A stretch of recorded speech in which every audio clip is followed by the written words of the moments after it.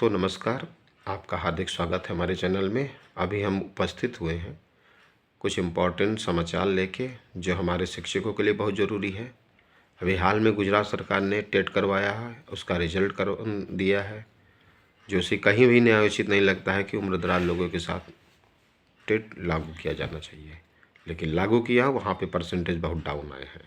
फ़िलहाल हमारे जो भी शिक्षक साथी हैं वह प्रयत्न कर रहे हैं, कोशिश कर रहे हैं।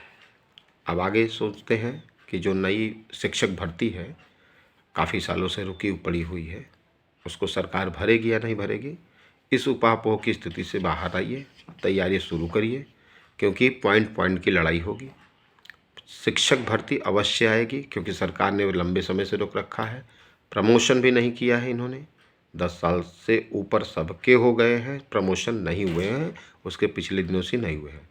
तो आप बेशक निश्चिंत होकर अपनी एक सीट कंफर्म करने के लिए अभी से तैयारी में जुट जाइए, क्योंकि शिक्षा सेवा चयन आयोग ने भी वेबसाइट पर अपने सिलेबस डाल दिया है, टेट का भी डाल दिया है, सुपर टेट का भी डाल दिया है। तो ये सब सारी चीज़ें हैं, अगर आपको समझ में आ रही हैं, और ये एक दिन में नहीं होगा, 3-4 महीने में आप ये कहिए कि सिलेबस कवर कर लेंगे तो नहीं होगा। टेट पहले की तरह नहीं रह गया है। टेट में डीपली क्वेश्चन पूछे जा रहे हैं। आपको नहीं समझ में आ रहा है, आप अपने इन्वायरमेंट में एक एक टॉपिक पर डे चूज करिए, उसका सिलेक्शन कीजिए, टॉपिक रिवाइज करिए और प्रैक्टिस से सॉल्व करिए।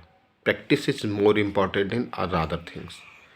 किसी भी चीज़ की तुलना में आप प्रैक्टिस जितना ही करे जाएंगे उतना ही आप परफेक्शन होते जाएंगे। एग्ज़ाम में उतनी ही आपकी क्वालिटी इम्प्रूव होगी, आप अच्छा दे पाएंगे, आप एक सीट कंफर्म कर पाएंगे।